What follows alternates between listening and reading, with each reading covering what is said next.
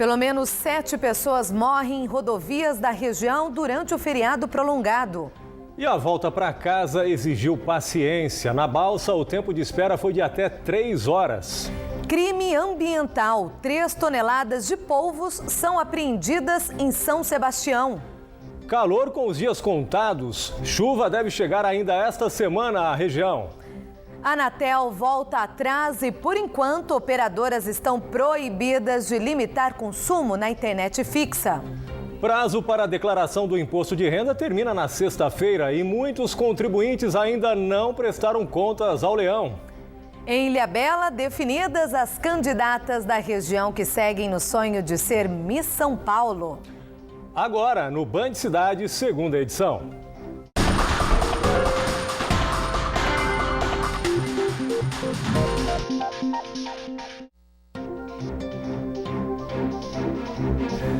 Olá, boa noite.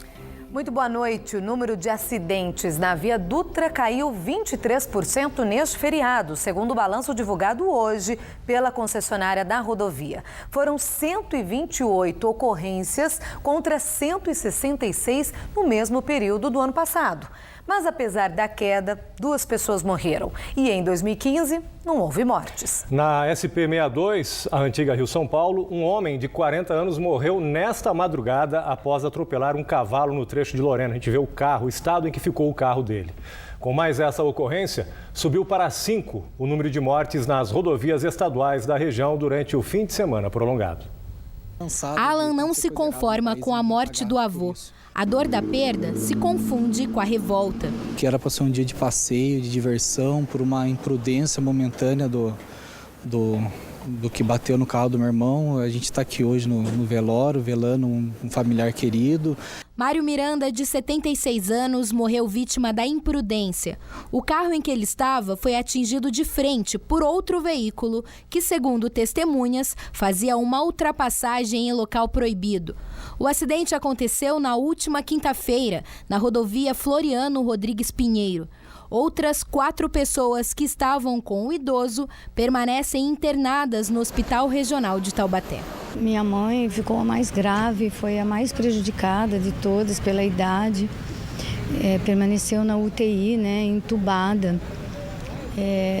Tem tido uma boa resposta à terapia intensiva, mas isso é um sofrimento muito grande para a família. Ali é uma imprudência, a gente não tem nem o que discutir isso. Ele teve a infelicidade ali de cortar uma fila de carros, relatos de pessoas que estavam no acidente, E garoto jovem, 20 anos de idade, sempre acha que nada vai acontecer, que sempre vai dar tempo. Ultrapassagens perigosas e excesso de velocidade estão entre as principais causas de morte no trânsito. É tanta corrupção, tanta coisa errada, eu acho que tem que olhar também para esse lado, Que a imprudência no trânsito, a gente vê todos os dias um acontecimento, uma fatalidade com alguém, perdas importantes. Acho que isso tem que ser revisto no país. Andar de carro sem cinto de segurança ou dirigir mexendo no celular, mandando uma mensagem ou fazendo uma ligação. Muito mais do que uma infração média, é o perigo que as pessoas não dão a devida importância.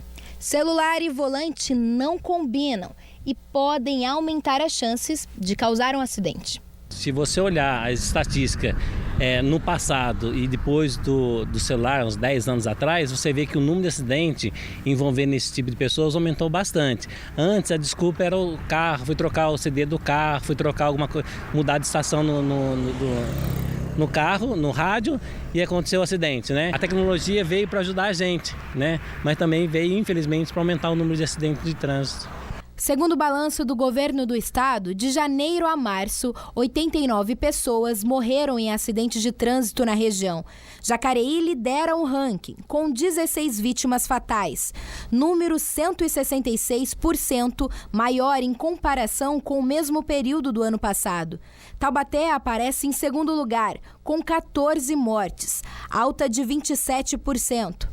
Em São José dos Campos, foram 13 mortes contra 21 no primeiro trimestre de 2015, queda de 38%. Infelizmente, a gente sabe que, mesmo com a presença da polícia em operações para coibir o acostamento, para coibir a ultrapassagem no local proibido, essa velocidade, ainda insistem na questão de infringir a legislação de trânsito. Se ele tem a pista livre, ele excede a velocidade.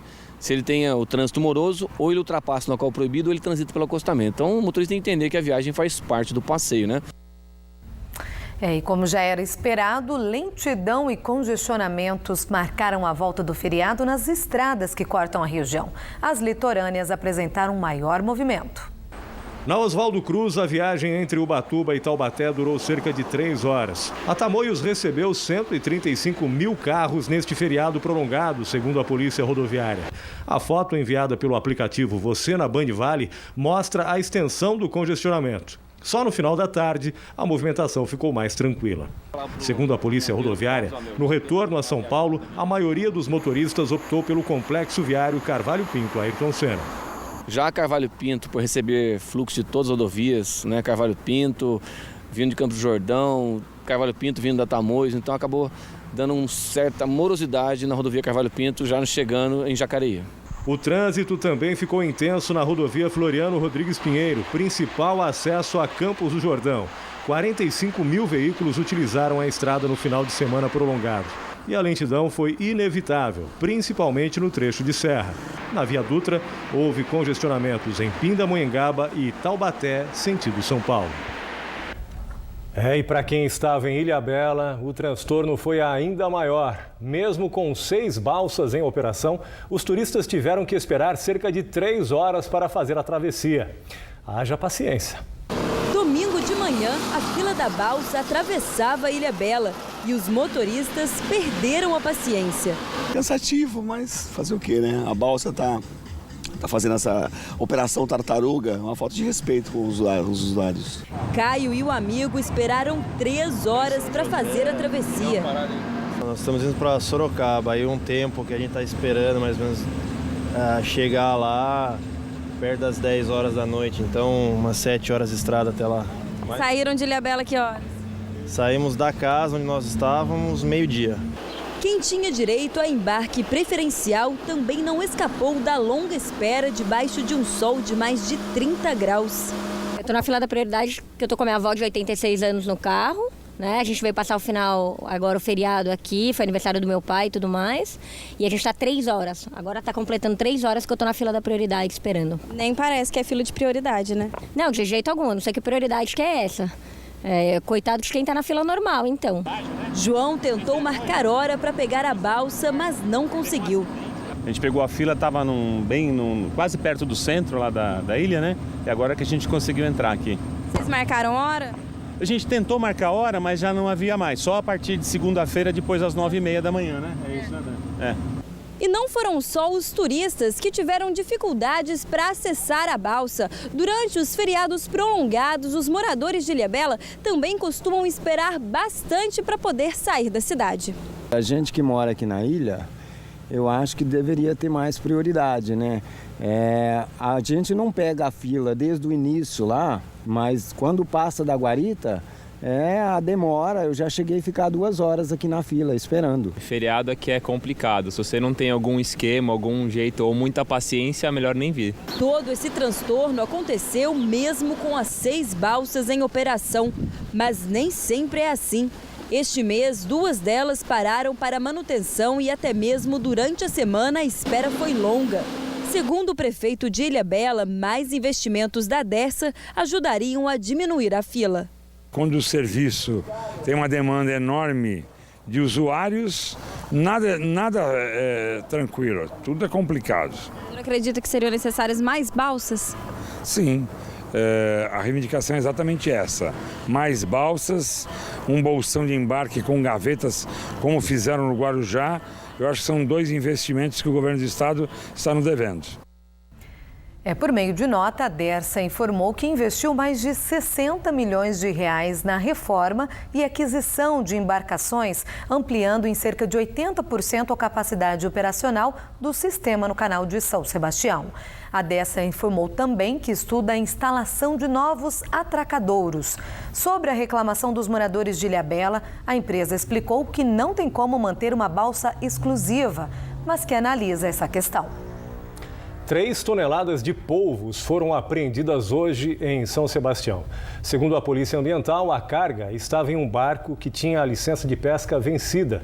E, além disso, a embarcação foi abordada em uma área próximo à ilha de Alcatraz, onde a profundidade não passa de 30 metros. E a pesca do polvo só é permitida em águas com mais de 70 metros de profundidade. Os 6 ocupantes do barco foram multados e vão responder por crime ambiental.